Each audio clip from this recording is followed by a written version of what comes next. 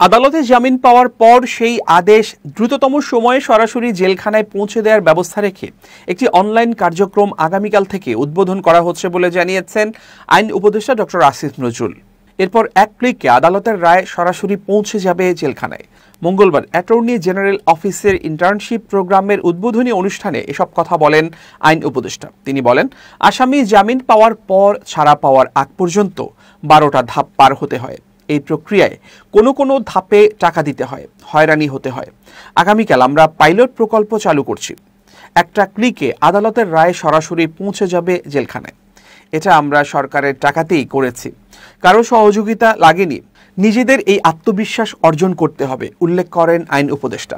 Attorney general Mohammad আসাদুজ্জামানের সভাপতিত্বে অনুষ্ঠানে আরও বক্তব্য দেন ইউএনডিপির আবাসিক প্রতিনিধি স্টেফান লিলার, নরওয়ের রাষ্ট্রদূত হ্যাকন আরাল্ড গুলব্রানসেন, সুইডেনের রাষ্ট্রদূত নিকোলাস লিনাস রাগনারউইক্স।